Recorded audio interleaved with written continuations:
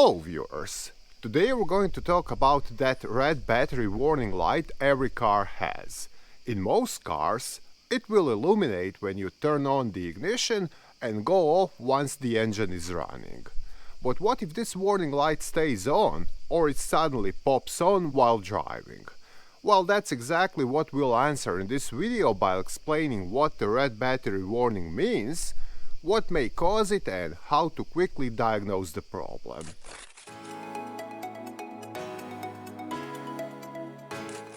As you're probably guessing, a red battery warning light indicates a battery or charging related issue.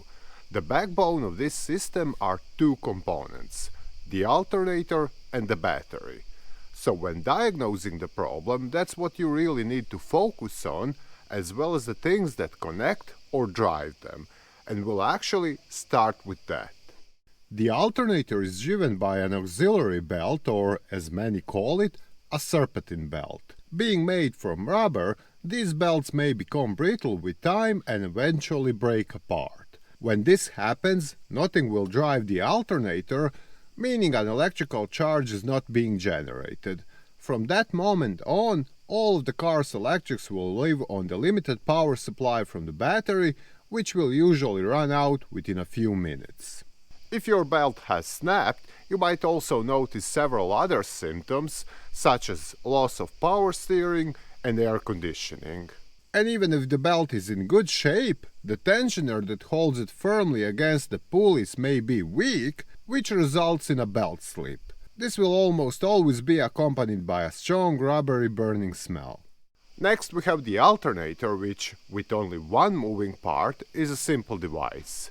But even as such, it has several failure points that can make it completely inoperable. For a start, that one moving part, the rotor, and the stator coil wrapped around it can get mechanically damaged. This usually happens when the alternator gets continuously covered by leaking coolant or oil. Next, at the front of the alternator we have a pulley on which the serpentine belt sits. In many cases, this is a one-piece variant, although some cars have a so-called overrunning alternator pulley with an internal mechanism that allows it to engage or disengage when needed. Should this mechanism break in any way, it will have the same effect as a broken auxiliary belt. The rotor has a pair of Cooper rings at its backside, from where two carbon brushes pick up generated electricity. These brushes are pushed against the ring's surface with springs, which may jam, stopping them from touching the ring and preventing electricity flow. If that happens, carefully tapping the alternator with a hammer could solve the problem. Lastly, we have a regulator at the alternator's back end, which transforms the AC current into a steady flow of 12-volt DC electricity. If broken, it may cut power supply from the alternator. And in addition, a faulty regulator may cause voltage spikes, which have a devastating effect on the car's sensitive electronics. As you may imagine, the alternator, battery, and the rest of the electrical system are connected together with a bunch of wires.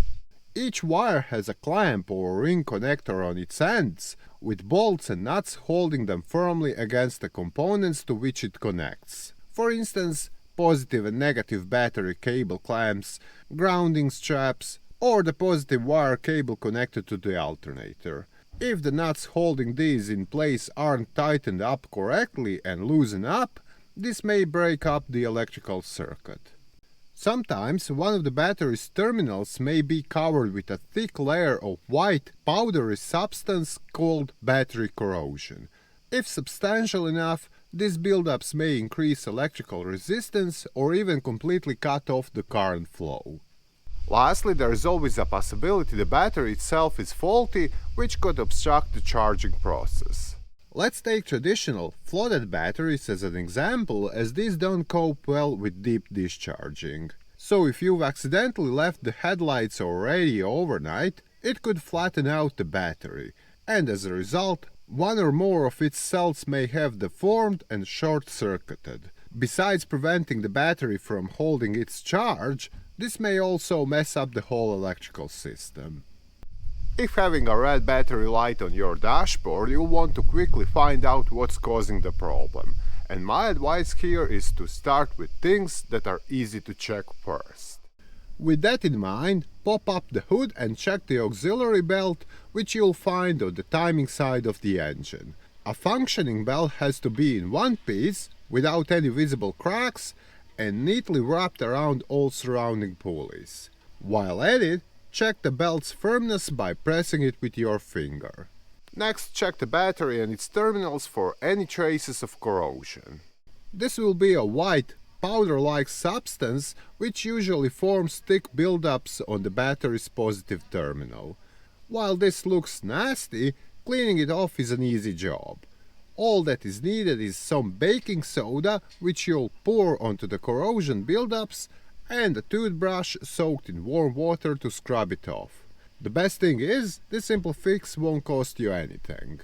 If battery corrosion wasn't the issue, checking all connection points may be the next logical step. This includes the clamps on the battery's terminals, grounding straps, and the cable that connects to the alternator's post. For this you'll need a ratchet and suitable sockets. As with the baking soda and toothbrush, you won't have any expenses here. Lastly, you can do the voltage test to check the battery and the alternator. This is a simple procedure that only requires an ordinary multimeter. Start by hooking up the multimeter's probes to the battery's negative and positive terminals while the car is not running. With a good battery, you should have readings at around 12.5 volts. Next, fire up the engine and check the voltage once more. If the alternator is working correctly, you should see around 13.5 volts. Anything considerably more or less suggests a failing alternator. In the end, let's talk about money. What are some rough prices you might expect to pay for fixing whatever's causing the red battery light to stay on? A new serpentine belt is around 20 or 30 bucks, while a belt tensioner can cost anywhere between $50 and $100, depending on the car model.